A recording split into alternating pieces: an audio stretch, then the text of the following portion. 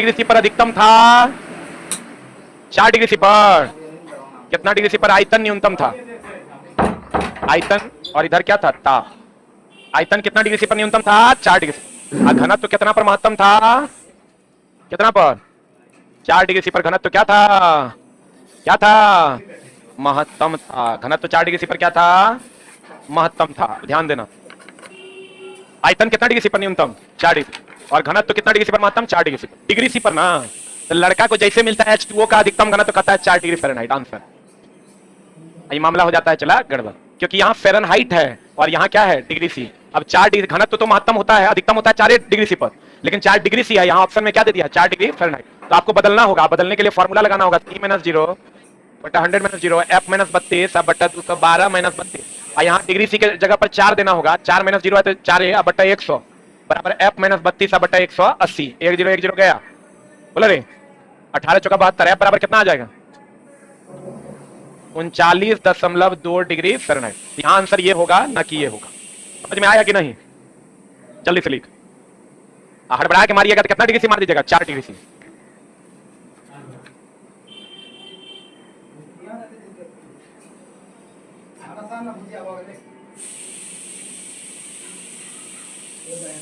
हो गया एकदम आराम से। 99% बच्चे इसमें गलत करते हैं। वो 4 डिग्री सी देखते हैं, नहीं है डिग्री सी नहीं देखते हैं, मार देते हैं आंसर। बढ़े, अरे बढ़े, इसको सॉल्व की जगह आ रहा है ना इतना? 39.2। अगला पर चलते हैं। यदि जल को 10 से 0 तक ठंडा किया जा रहा है तो आयतन घनत्व तो दोनों की बात कर रहा है। कल हम पढ़ाए थे, आपको याद है? ये कितना डिग्री सी? इधर आयतन है कि घनत्व है? अगर ऐसा लेंगे तो कितना डिग्री सी? इधर आयतन है कि घनत्व है? हाँ, तो भैया कितना से कितना कह रहा है? 0 से कितना?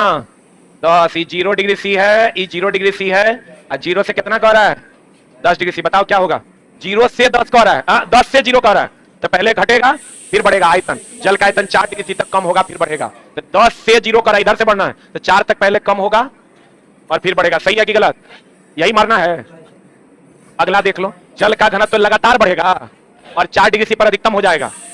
10 से जब करेंगे तो लगातार बढ़ेगा और 4 डिग्री सी पर अधिकतम हो जाएगा। आएगा दिया, जल का घनत्व तो लगातार घटेगा। घनत्व तो घटेगा रे, 10 से 0 जा रहा है, 0 से 10 नहीं आ रहा है, 10 से 0 तो लगातार बढ़ेगा कि घटेगा? तो कह रहा है जल का घनत्व तो लगातार घटेगा, 10 से 0 की ओर जाएंगे तो बढ़ेगा ना। ये गलत है। और जल का घनत्व तो 4 डिग्री सी पर घटेगा फिर बढ़ेगा। 4 डिग्री सी पर घनत्व तो घट रहा है कि बढ़ रहा है? ये तो गलत ना है। अब कुछ लोगों को इस पे डाउट होगा कि जल का घनत्व तो लगातार 4 डिग्री सी पर लगातार बढ़ेगा और 4 डिग्री सी पर अधिकतम हो जाएगा। ये आधे है।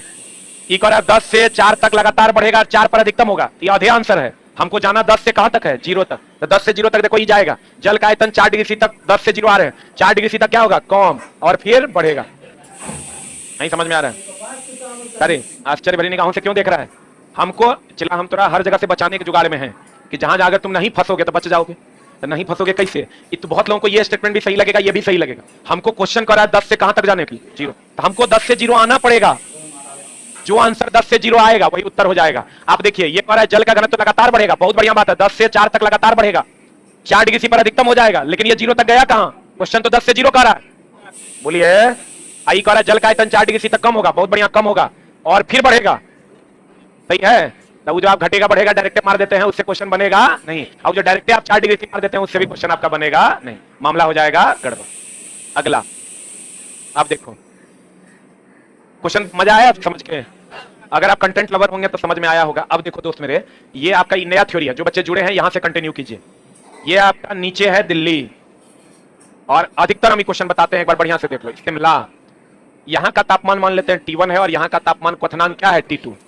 तो आप एकदम क्लियर कॉन्सेप्ट रखिए कि नीचे से ऊपर जाने पर दाब का मान जो है घटता है, और दाब जब घटेगा ना तो क्वथनांक भी घटेगा, और क्वथनांक घटेगा मतलब जल्दी वाष्पीकृत होगा, अर्थात वाष्पन की दर कम बढ़ जाएगी कि घट जाएगी? वाष्पीकरण की दर क्या हो जाएगी? बढ़ जाएगी। रुक जा, हमने कहा नीचे से ऊपर जाने पर दाब घटता, दाब घटता तो क्वथनांक भी क्या होता है? घटता। क्वथनांक घटता मतलब ऊपर नीचे अगर 100 डिग्री सी पर पानी खोलेगा तो ऊपर 60 पर खोलेगा, तो 60 पर खोलेगा, जल्दी जल्दी वाष्पीकृत होगा, तो वाष्पीकरण की दर बढ़ जाती है। यानी यहां अगर 100 डिग्री सी पर खोलेगा तो यहां 100 डिग्री सी से कम पर खोलेगा। बोलो हाँ। एक मिनट, इसको अच्छे से समझ लो। हमने कहा कि नीचे से ऊपर जाने पर, आपको ये पता है ना कि नीचे से ऊपर जाने पर समुद्र तल से ऊपर जाने पर दाब घटता है कि बढ़ता है? घटता है। और जब दाब घटेगा तो क्वथनांक भी घटेगा। क्वथनांक घटेगा मतलब यहाँ अगर 100 डिग्री सी पर दिल्ली में पानी खोलेगा तो यहाँ कितना पर खोलेगा? 100 से कम पर खोलेगा। अगर यहाँ T1 है और यहाँ T2 है तो T1 बड़ा होगा और T2 क्या होगा? छोटा। जल्दी से लिख।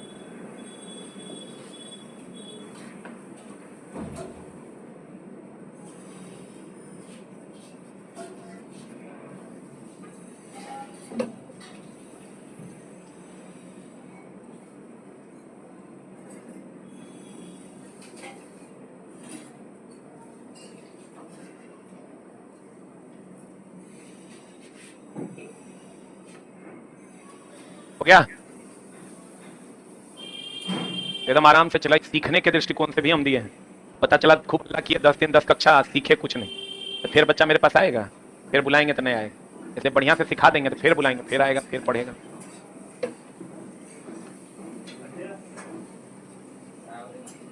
पढ़े आपके जीवन में चला कम से कम 100 फैक्ट्स हम डाल देंगे साइंस के, जो आपको बहुत मजबूत बनाएंगे। हो गया?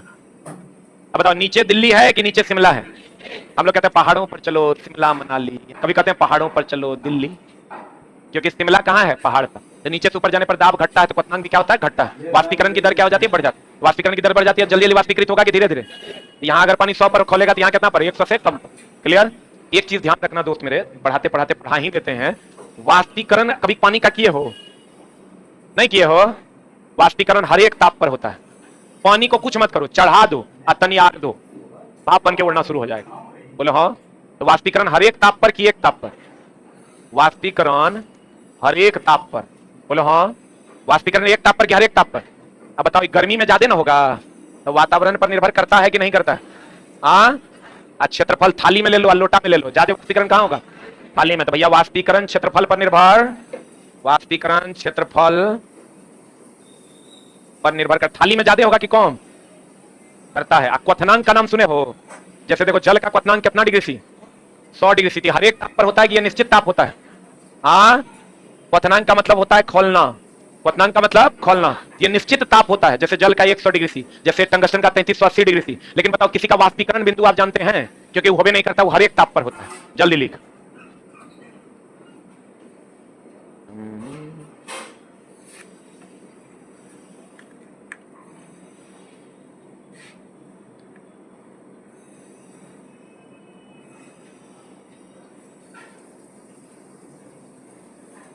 हो गया? हुआ? समझ में आया कि नहीं? वाष्पीकरण एक ताप पर कि हर एक ताप पर? बहुत बढ़िया बात। और क्षेत्रफल पर निर्भर करेगा, वातावरण पर निर्भर करेगा, क्वथनांक निश्चित ताप पर कि हर एक ताप पर? निश्चित ताप पर। बहुत बढ़िया। अब यहां देख लीजिए क्या है। यदि दिल्ली T1 है, ये देखिए दिल्ली क्या है? T1। शिमला का क्वथनांक और T2 शिमला का पानी का क्वथनांक है, तो बताइए आंसर क्या हो जाएगा? T1 बड़ा कि T2 बड़ा? T1 पर 100 डिग्री सी अगर यहाँ होगा तो 100 से कम यहाँ होगा। T2 छोटा। आंसर बता दीजिए क्या हो जाएगा? बी फॉर बॉल ना। अगले में चले। अगला प्रश्न आपके स्क्रीन पर यह है। वह ताप, क्वेश्चन चला अजीबोगरीब पूछ दिया था 2014 में। क्वेश्चन था, वह ताप जिस पर वायु के दिए गए आयतन में वास्तव में उपस्थित वाष्प द्वारा यह वायु संतृप्त हो जाती है, इसी को कहते हैं ओस बिंदु। अब देखो क्या है? वह ताप जिस पर वायु के दिए गए आयतन में वास्तव में उपस्थित वाष्पन द्वारा वायु संतृप्त हो जाती है, अर्थात वायु द्रव में बदल जाती है। वायु किसमें बदल जाती है? अभी देखो, ओस क्या होता है? जब वातावरण की वायु ठंडे के मौसम में ठंडा होकर पानी का रूप ले लेती है, उसी को हम लोग क्या कहते हैं? ओस। अच्छा, अभी ओस बनता है क्योंकि अभी ठंडापन नहीं है। जब उस टाइम ठंडा रहता है तो वायु का जो मॉइस्चर रहता है उसको वो ठंडा करके पानी में बदल देता है, तो वही क्या बन जाता है? ओस। और उसी बिंदु को कौन बिंदु कहते हैं? ओस बिंदु। कहता है वह ताप जिस पर वायु के दिए गए आयतन, मान लो वायु का इतना आयतन तुमको मिल गया, इतना, ठीक है, में वास्तव में उपस्थित वाष्प, एकरा में जो वाष्प है, वाष्प किसको कहते हैं? जब जल गैस अवस्था में होता है तो उसको क्या कहते हैं? वाष्प। एकरा में जो वाष्प द्वारा यह संतृप्त हो जाता है, संतृप्त होना मतलब स्थायी हो जाना। अब वाष्प स्थायी कब होगा? जब वो द्रव बनेगा। वाष्प स्थायी कब होगा? जब वो द्रव बनाएगा। तो यह बिंदु कौन बिंदु कहलाता है? तो देखो एकदम सिंपल है, ये जो वायु है, अब वायु में जो वाष्प और वायु में क्या अंतर है? वायु हवा है और वाष्प जल को बूंदों में तोड़कर जो बनता है वो वाष्प है। कभी वायु को वाष्प कहते हैं। अभी अगर पानी का फव्वारा टाइप का आने लगे गरम गरम तो हम लोग क्या कहते हैं? वाष्प है। तो ये जो वायु के कण है, इसमें जो ये वाष्प है, वायु के कण में देखिएगा, समझने की कोशिश कीजिएगा। ये जो वाष्प है, ये जो वाष्प है, ये क्या है दोस्त मेरे? वाष्प है। क्या है? ये वाष्प जो है, उपस्थित वाष्प द्वारा वायु संतृप्त होता है। वायु संतृप्त, संतृप्त होना मतलब वाष्प का किसमें बदल जाना, वाष्प का किसमें बदल जाना, द्रव में। अब वाष्प का द्रव में बदलने से क्या बन जाएगा, ठोस बन जाएगा। वाष्प जब द्रव में बदलेगा तो ये क्या बन जाएगा, पानी बन जाएगा रे। अब पानी को ही हम लोग क्या कहते हैं, ओस। और इस बिंदु को कौन बिंदु कहते हैं, ओस बिंदु। जल्दी से लिख। जब वायु, अब क्वेश्चन पूछेगा वायु संतृप्त हो जाएगा तो क्या होगा, तो कहेंगे वाष्प से किसमें बदल जाएगा, द्रव में। अब वाष्प से द्रव में बदल जाएगा, इसी बिंदु को कौन बिंदु कहते हैं, ओस बिंदु।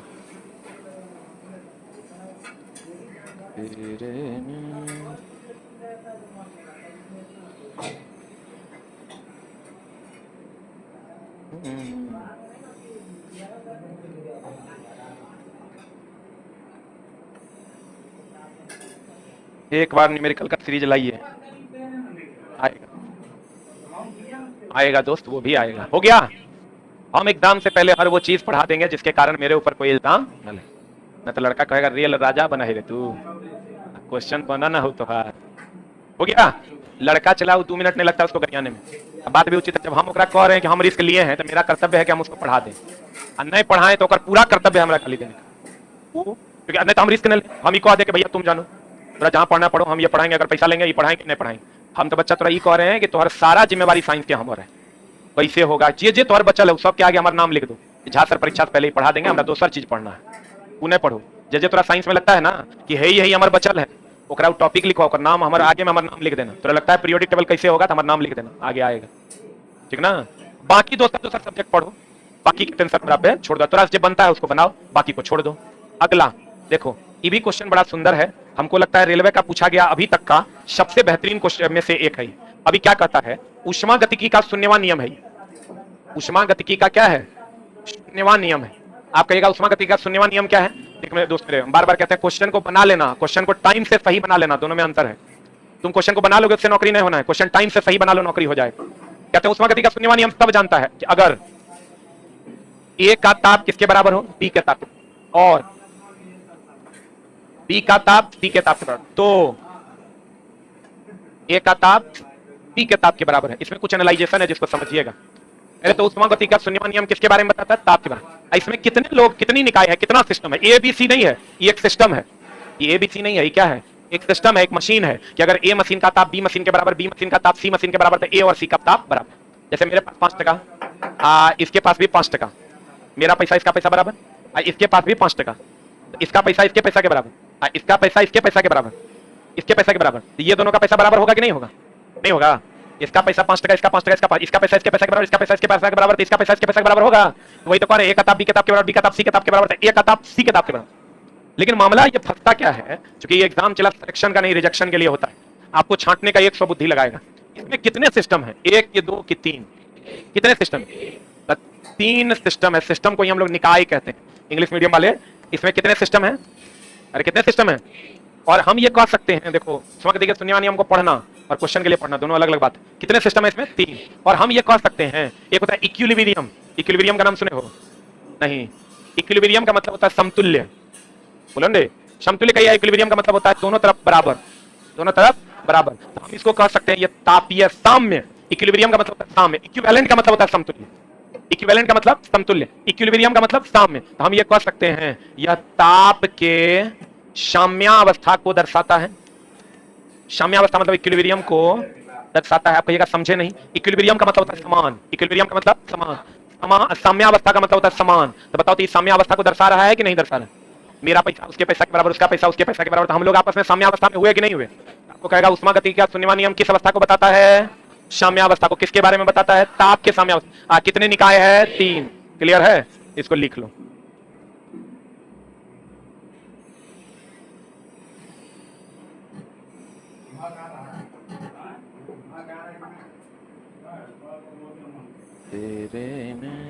जल्दी लिख।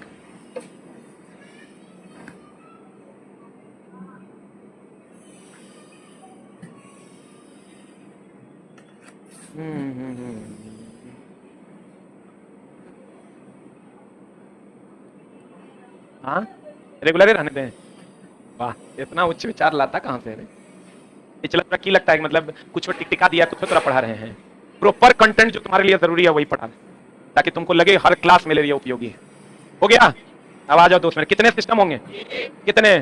सब एक दूसरे से साम्यावस्था में होगा। बहुत बढ़िया बात। अब पढ़ो। ऊष्मागतिकी का शून्यमान नियम यह बताता है 2 प्रणालियां, अब देखो इसमें भी झोल है, 2 प्रणाली तीसरे के साथ इक्विलिब्रियम है। जैसे मैं और ये, तब तुम, अगर कहें तो हम दोनों तुम्हारे लिए हैं। जैसे आपको हमको कह दे मेरे मम्मी पापा कि माँ और पिता 2 बेटा, तो मेरे लिए दोनों हुआ कि नहीं हुआ? अगर वो दोनों है तो हम हैं। अगर ये ए बी के बराबर बी सी के बराबर है तो, अर्थात अगर ये दोनों है, ये 2 है, तब तीसरा है। हाँ कि ना? मम्मी पापा हैं तो हम हैं, हाँ कि ना? वो दोनों हैं तब तीसरा है। कहते हैं आप पढ़िएगा, दो ऊष्मागतिकी प्रणालियां सदैव एक दूसरे के साथ ऊष्मीय संतुलन में है। इसे गड़बड़ कर दिया। 2 एक दूसरे के साथ ऊष्मीय संतुलन में है, इसी कारण तीसरा भी है। इसे गड़बड़ हुआ कि सही हुआ? यदि 2 प्रणालियां ऊष्मा संतुलन में हो तो तीसरी प्रणाली भी ऊष्मा संतुलन में रहेगी। अगला भी पढ़ते हैं, इसे नहीं करो। फिर कहता है यदि 2 प्रणालियां तीसरी प्रणाली के साथ ऊष्मीय संतुलन में नहीं है, इसे गया बुरा में। यदि 2 प्रणालियां तीसरी प्रणाली के साथ ऊष्मीय संतुलन में हो तो वो एक दूसरे के साथ ऊष्मा संतुलन में होगी। जब ये 2 प्रणालियां आपस में ऊष्मीय संतुलन में हो तो तीसरी सब एक दूसरे के साथ ऊष्मीय संतुलन में हो। कौन होगा? आप ज्यादा अप्रोप्रिएट कौन लग रहा है? बी कि डी? जब दो प्रणालियां, यहां तीसरी प्रणाली का जिक्र किया है, यहां तीसरी प्रणाली का जिक्र किया है। जब 2 प्रणालियां ऊष्मा संतुलन में, तीसरी प्रणाली भी ऊष्मीय संतुलन में रहेगी। नहीं, जब 2 प्रणालियां तीसरी प्रणाली के साथ ऊष्मीय संतुलन में हो तो वे एक दूसरे के साथ ऊष्मीय संतुलन में होगा। आंसर बता, ए की बी की सी की डी? एक दूसरे के साथ ना है हो। हम, मेरे मम्मी, मेरे पापा एक दूसरे के साथ ना संतुलित हैं कि अकेले अकेले संतुलित हैं? What is the answer? D for dog ना? आपको नहीं लग रहा अधिकतर बच्चा यहां भटक जाएगा? आप पिछला क्वेश्चन में आपको नहीं लग रहा था अधिकतर बच्चा 4 डिग्री फ़ारेनहाइट मार देगा? बोलन रे, वही सबसे चला तुरा बचाना है। अगला, लेकिन जब नौकरी हो जाएगा ना, कहेगा इसके जाऊ क्या पढ़ाएगा, ओकरा पढ़ाने आता है। बाप पगला है जी। कौन कौन कमेंट्स करेगा जो हम कभी सपने में भी नहीं सोचे थे? चला, हमारे तो हर जीवन में कोई योगदान नहीं है, हम मानते हैं, लेकिन तू, तेरे में समझने की कैपेसिटी है, इसलिए हम इतना टफ चीज समझा पा रहे हैं। लेकिन ऐसा भी नहीं है कि साफ फेल है। 1% हम करिए देंगे, थोड़ा सा लास्ट में मनवा लेंगे कि हाँ गुरुजी हमारा 5 को क्वेश्चन हम ज्यादा बनाए इसलिए मेरा काम हुआ। अब गौर फरमाना।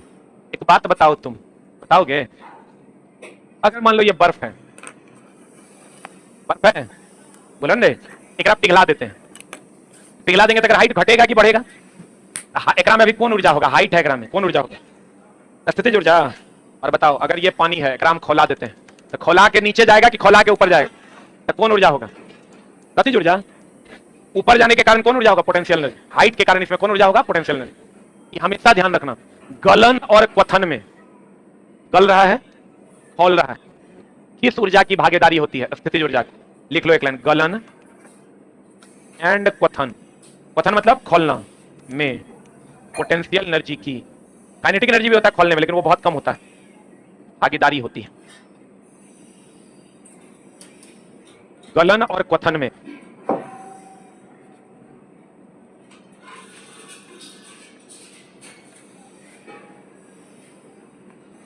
वो लड़का लिखता है पागल कई प्रकार के होते हैं, आपके जैसे पागल की जरूरत है sir ji. I also want to be a पागल लाइक यू। वाह क्या बात। लेकिन ये पागल बनने के लिए मेहनत करना होगा। तो अगर मेहनत करना है, चला सब कभी पगला है, समझ लो तू अपने जीवन में आगे बढ़ रहा है। पगला है कभी मतलब नहीं एक नंटे घूमने लगना। अब देखो, गलन एवं क्वथन में पदार्थ के अणुओं की कौन सी ऊर्जा होती है? कौन ऊर्जा? सही है, गलन एवं क्वथन में कौन सी ऊर्जा होती है? कौन ऊर्जा होती है? स्थितिज ऊर्जा। एक बात बताओ चित्रा, हमने क्या सीखा है कि पोटेंशियल एनर्जी बराबर काइनेटिक एनर्जी बराबर। हम लोग सीखे हैं ना, क्या सीखे हैं कि अगर हाइट रहेगा तो पोटेंशियल एनर्जी, वेग रहेगा तो काइनेटिक एनर्जी। हाइट रहेगा तो क्या? Potential energy. अब वेग रहेगा तो क्या? Kinetic energy. ये तो हम लोग सीखे हैं कि नहीं? अरे हाइट रहेगा तो कौन ऊर्जा? Potential energy. वेग रहेगा तो कौन ऊर्जा? Kinetic energy.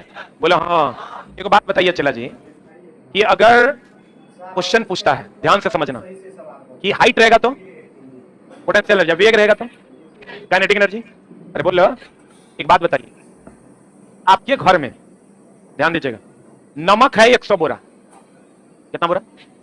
और चीनी है 5 दाना, 5 को दाना। आपको कहेगा आपके घर में क्या है? एक ऑप्शन नमक, एक ऑप्शन नमक, दूसरा ऑप्शन चीनी, क्या मारिएगा? कोई एक को चुनना है। और नमक और चीनी दोनों भी ऑप्शन में रहेगा। तैयो चूंकि 500 बोरा अब 5 दाना है, तो नमक मारिएगा कि चीनी मारिएगा? क्योंकि चीनी निग्लिजिबल राशि, निग्लिजिबल परिमाण में। पता नहीं बुझा रहा है कि नहीं? नहीं बुझा रहा है? देखो बढ़िया समझना। अगर हम हेलीकॉप्टर की बात करें, एक चलते हेलीकॉप्टर की हाइट है कि नहीं है? तो पोटेंशियल एनर्जी है, गति भी है ना, काइनेटिक एनर्जी भी है। बोले हाँ। लेकिन दोस्त मेरे, अगर चलते हेलीकॉप्टर में पोटेंशियल एनर्जी काइनेटिक एनर्जी दोनों ना, अगर मैं कहूं चलती गोली, हम यहां से गोली चला रहे हैं, हिचकाएं, अब बताओ हमारा की होगा? तुम कहोगे हाइट भी है और गति भी है। हम कहेंगे नहीं बाबू, ओकर गति की तुलना में हाइट काफी निग्लिजिबल है। बोलेंगे इसलिए इसमें केवल और केवल कौन एनर्जी है? अगर तुमको कहेगा भंडारित पानी, जैसे दोस्त होता क्या है ना, पता नहीं चलता रिजल्ट मेरा क्यों नहीं हुआ, दूसरे का क्यों हो गया। उसका रीजन है, बच्चों को लगता है पढ़ने से रिजल्ट होता है। सच पूछिए तो पढ़ने से रिजल्ट होता है, लेकिन बहुत अच्छे तरीके से पढ़ने से रिजल्ट होता है। अपनी सारी कमियों को दूर करके रिजल्ट होता है, और तब जाके आपका काम होता है। अगर हम कहते हैं भंडारित पानी, एकरा में दोस्त मेरे पोटेंशियल एनर्जी है। लेकिन अगर हम कहते हैं बहता पानी, तो लड़का कहेगा ओकरा में तो हाइट भी है सर। आप कहिएगा सर ओकरा में हाइट भी तो है, पानी बह रहा है हाइट तो है। तो वही वो बात हो गया, ये 5000 बोरा नमक है, 5 दाना चीनी है। बोलिए तो एक्चुअल आंसर इसका क्या होगा? काइनेटिक एनर्जी की पोटेंशियल एनर्जी। अब दोस्त मेरे बच्चा क्या करता है, भंडारित पानी पूछे कि बहता पानी पूछे, ओकरा याद है पानी होगा ना, तो पोटेंशियल एनर्जी मार देना। अब मार के क्या कर लेता है, गड़बड़ा देता है। तो दोस्त मेरे इसका प्रॉपर वे में आप ध्यान रखिएगा कि अगर पोटेंशियल, यहां देखो पोटेंशियल एनर्जी दोनों जगह निग्लिजिबल है, इसलिए उसको जीरो मान लेते हैं। और अगर दोनों ऑप्शन रहेगा भी तब भी क्या मारेंगे? Kinetic energy. बांध में भंडारित पानी कौन ऊर्जा? Potential energy. आप बहता पानी काइनेटिक एनर्जी। जल्दी लिख।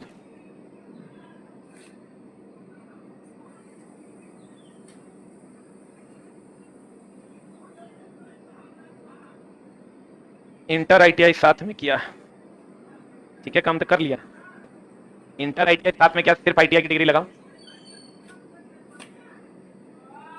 बोले तो पानी जब वाष्प बनेगा, आपको कहेगा क्वथन। क्वथन का मतलब वाष्पीकरण नहीं है, पीछे अभी जस्ट पढ़ाए हम आपको। क्वथन और वाष्पीकरण दोनों अलग अलग।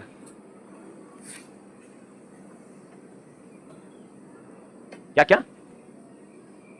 जो गोरखा खड़ा है, हाँ बोलो। देगा ही नहीं, कभी तो देगा। निम्न में से कौन दूध देता है? आम, कटहल, लीची, अमरूद।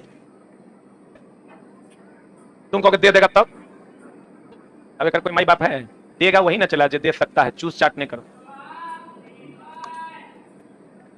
अरे चला, जो सवाल बनेगा वही ना देगा, जो सवाल बन नहीं सकता वो दे। नॉर्मल चीजें जो है उसको पढ़िए ना। हम थोड़ा पढ़ाएंगे, बताओ कि उड़ता हुआ हेलीकॉप्टर में दोनों ऊर्जा। तुमको मान लीजिए तनी हेलीकॉप्टर चल दिया, तनी रुक गया, तनी चला, तनी रुका, अब बताइए कौन ऊर्जा होगा? अरे दोस्त पढ़ने के लिए इतनी सारी चीजें हैं कि जबरदस्ती का एक्सपेरिमेंट नहीं करते। हो गया? फिर समझाते हैं। हेलीकॉप्टर में हाइट भी है और गति भी है। एक बात बताओ, क्या हेलीकॉप्टर का हाइट निग्लिजिबल है? क्या हेलीकॉप्टर की गति निग्लिजिबल है? लेकिन बताओ चलती हुई गोली में हाइट तो निग्लिजिबल है, क्योंकि गति गोली की इतनी ज्यादा होती है और हाइट इतना कम होता है। हाइट बहुत होगा तो मनुष्य चलाएगा 5 फीट का आदमी तो 3 फीट पे गोली चलाएगा, 3.5 फीट पे गोली चलाएगा, ऐसे चलाएगा तब 5 फीट पे चलाएगा। ऐसे कौन चलाता है? पगले होगा, मारेगा, चल जाएगा मनुष्य बोरा में। इसलिए यहां चलती हुई गोली में पोटेंशियल एनर्जी को निग्लिजिबल मानेंगे और बहते हुए पानी में पोटेंशियल एनर्जी को क्या मानेंगे? निग्लिजिबल। लेकिन भंडारित पानी में क्या होगा? पोटेंशियल एनर्जी, उसमें कोई काइनेटिक एनर्जी नहीं होगा। लेकिन भंडारित पानी, क्वेश्चन पूछा है आपका, एनसीईआरटी का सवाल है, भंडारित पानी जब चल दिया तो उसका पोटेंशियल एनर्जी काइनेटिक एनर्जी में बदल जाता है। अगर ये बांध है और बांध में भंडारित पानी है तो लड़का कहता है मास्टर साहब बांध मतलब पोटेंशियल एनर्जी। वो बात ठीक है, लेकिन जब पानी पेन स्टॉक के माध्यम से जाता है तो यही पोटेंशियल एनर्जी किसमें बदल जाता है? लिख लो एक लाइन लिख लो, लिखाएं। बांध में भंडारित पानी जब बाहर निकलता है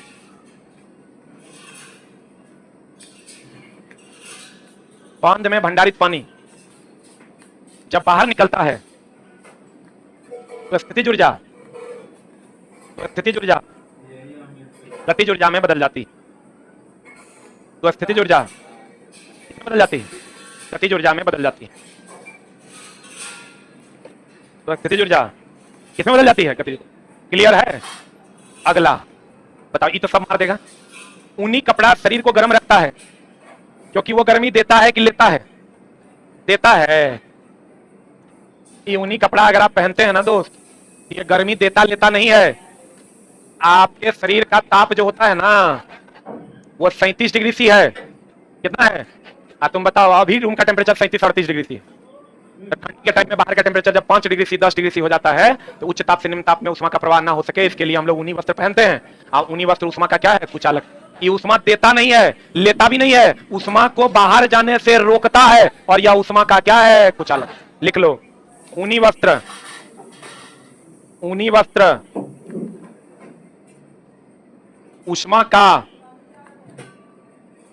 कुचालक है, इसलिए यह शरीर की उष्मा को बाहर जाने से रोका है। शरीर की उष्मा को बाहर जाने से रोका है। अरे चट्टा लिख दिया, रोका है। यह ऊनी वस्त्र उष्मा न देता है न लेता है। नेक्स्ट पॉइंट, ऊनी वस्त्र न उष्मा देता है न लेता है। हड़बड़ा के नहीं मारना चला है, नॉर्मल क्वेश्चन भी गलती होता है। इसका आंसर बताओ। ऊनी कपड़े शरीर को जाड़े में गर्म रखते हैं, क्यों? क्यों रे? शरीर को गर्म क्यों रखते हैं? क्योंकि ऊन उष्मा का कुचालक है कि सुचालक है? ऊन शरीर के तापमान को बढ़ा देता है, घटा देता है। आंसर क्या होगा? ए। ऊन उष्मा का क्या है? क्या है? कुचालक। क्लियर है? बोलो ना रे। हाँ, पर्वत से गिरते हुए पानी में दोनों ऊर्जा होगा, पोटेंशियल भी और काइनेटिक। हाँ, छत पर लड़का दौड़ेगा तो हाइट भी है, गति भी है, दोनों ऊर्जा हो। इतना हम पढ़ाएं, काहे पूछ रहा है? जबरदस्ती प्रतिष्ठा बचाने के चक्कर में वो क्वेश्चन नहीं पूछ लो। छत पर लड़का दौड़ेगा तो हाइट भी है, गति भी है। चला, जो अपवादित था वो हम पढ़ा दिए। जेकरा में फंसेगा तू, छोड़ो, उतना झोल झाल नहीं करना। गोली अब बहता पानी, काइनेटिक एनर्जी।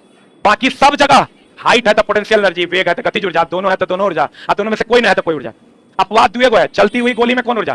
Kinetic energy. अब बहते हुए पानी में कौन ऊर्जा? Kinetic energy. चलती हुई गोली, काइनेटिक एनर्जी। बहते हुए पानी, काइनेटिक एनर्जी। चलती हुई गोली, काइनेटिक एनर्जी। बहता हुआ पानी, काइनेटिक एनर्जी। बाकी सब जगह जहां हाइट है पोटेंशियल एनर्जी, जहां वेग है गतिज ऊर्जा, दोनों है दोनों ऊर्जा, दोनों में से कुछ नहीं कोई ऊर्जा। मान लो जमीन पर रखा हुआ पत्थर, ना हाइट है ना गति है, कोई ऊर्जा होगा? Thank you very much. आ जाइए सर।